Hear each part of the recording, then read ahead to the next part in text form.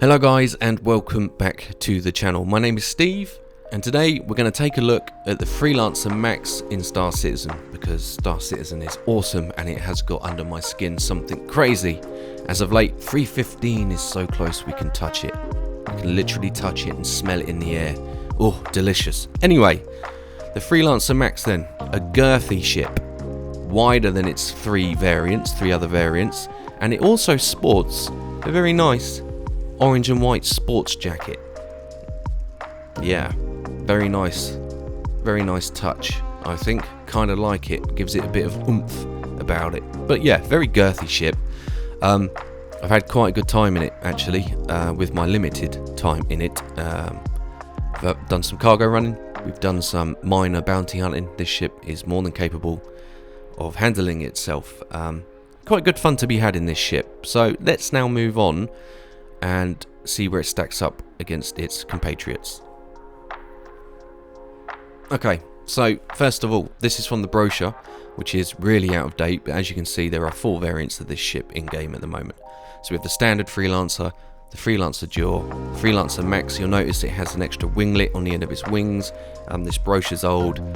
Obviously the ship design has changed over time, and then we have the Freelancer Miz at the bottom, which is the military variant, which sacrificed cargo space to give it a butt ton of missiles, which is always a good thing. Now let's take a look at some stats.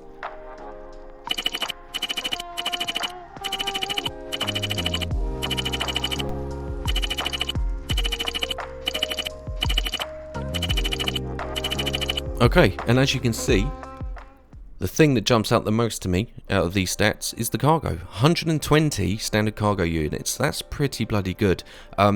That's more than 3 out of the 4 Connies. Only the Taurus beats it with 176.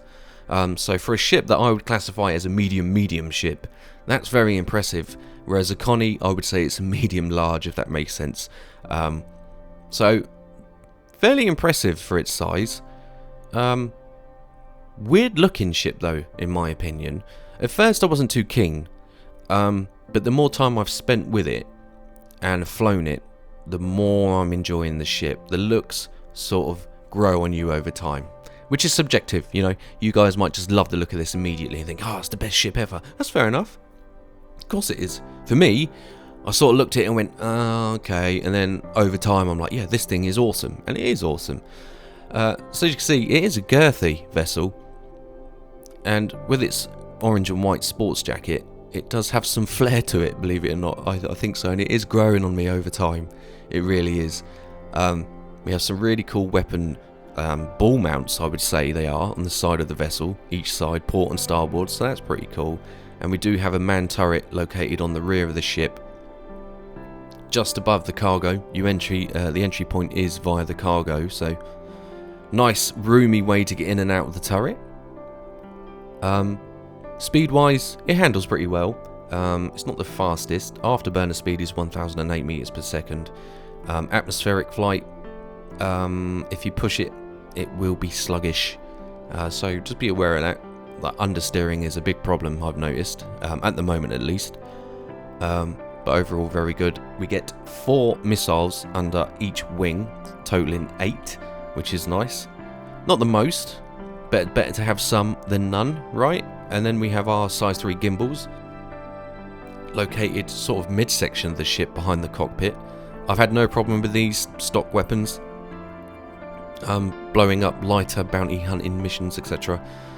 And we do have a docking collar located just behind the bridge on the neck. I'm going to call it the neck of the ship, which will be useful when we get dock-to-dock shipping and connecting to space stations and things like that. Shouldn't be a problem. Then of course we have 4 engines,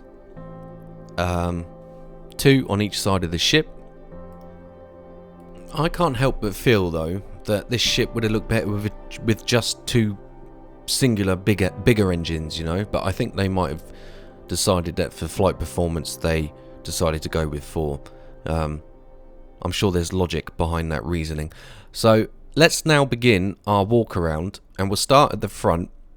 And it's not too tall, you know, it's very sort of low compared to some of the other ships I've been in. We have a tricycle landing gear and numerous thrusters to help with flight, obviously. We have the door located just in front of the weapon mounts, so that would be a main point of entry as well. But we will go round and then enter the ship via the rear. So we have some big old engine bays here. Nice and chunky, nice bright lights. And then we move round to the wings, one of the wings with our missiles. Nicely stored, mean looking things.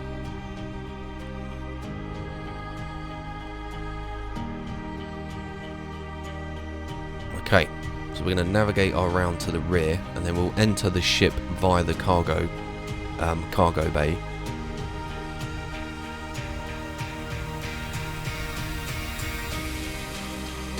Now I noticed these earlier actually, and I think that I saw some buttons. I was like, oh god, yeah, because we like buttons on this channel. Buttons are cool. I think they're going to be buttons for components, I think, where you can open the exterior, swap things in and out, which will be a lovely little touch. We do have one on the other side, again with the missiles and the other set of engines. Sort of strapped to the wings, the engines look like from the rear. Okay, so let's now open the cargo door and take a look at this very deceptive cargo bay. So first impressions when you get this ship and look in here, you think, okay, where did all this space come from? Because it is very big, you know, 120 SCU is not to be scoffed at. So much room in here, so much room for activities. But yeah, look at it. You could fit 2 rocks in here, an Ursa rover. In fact, you could probably. I'm gonna say it. I'm probably wrong, but I would think that you might be able to get a ballista in here with the length of that. I'm just guessing. That is complete conjecture. I could be wrong. Let me know in the comments if you tried it, because I'd be interested to know. And let me know in the comments what you think of this ship overall, because it is growing on me, as I've said. So we have 2 sort of panels here. Not entirely sure what their function is. They don't appear to do anything. Start and stop. Now I imagine it's some sort of cargo traversal system. Maybe for getting cargo in and out. That would be my educated guess. Whether or not I'm correct, I couldn't tell you. But there's numerous panels and components in here. So who knows, in the future, if we get this ship into gold standard, these things might actually become fully operational and do stuff, because we do like buttons, because buttons are cool. So very, very roomy in here. Very industrial, you know, with the silver sort of iron, steely look to it. And you'll notice on the ceiling, we have some sort of beam. I think that's just for components, power maybe? Electric and power, yeah, okay, so that would power this turret, which is hidden away, but we'll pop in it right now. It drops down, take a seat, enter the turret, and kill everything that's giving you grief. What a view. What a view. God, there's worse places to sit, I can tell you that much. So, functionality of the turret, all your usual bells and whistles, multiple displays, buttons to press, increase sensitivity, decrease sensitivity, all the good stuff that you'd want. Fire mode, pretty roomy in here. Right, let's try and find the most important button of all, the power button. There it is. Let's power it up. So as you can see, the traversal is very good. Obviously, that's the front of the vessel. Don't worry about it. That's the pilot's job at this point. But it does give you actually pretty good visibility around the rear and flanks of the ship, which will be useful. But obviously, not having a turret underneath is a blind spot. But for a cargo ship, it's absolutely fine. Absolutely fine. So let's now hop in or hop out? Let's hop out of the turret, because we've just hopped into it. Let's not be counterproductive. So we'll hop out and make our way towards the front of the ship. And it is very deceptive, the amount of room in here. You wouldn't think there is so much space looking from the outside, you know. We have an extra sort of cargo bay here with a docking collar. And not much else. But you can see it's got cargo clearly written on the floor. So we get some extra SCU here. Then we proceed to the living quarters. And we have open. God damn you, obey my commands, aUEC. Right. We have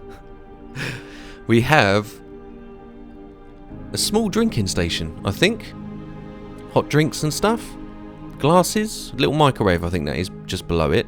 So we have like a very small, tiny galley. And of course, shower room. First aid kit.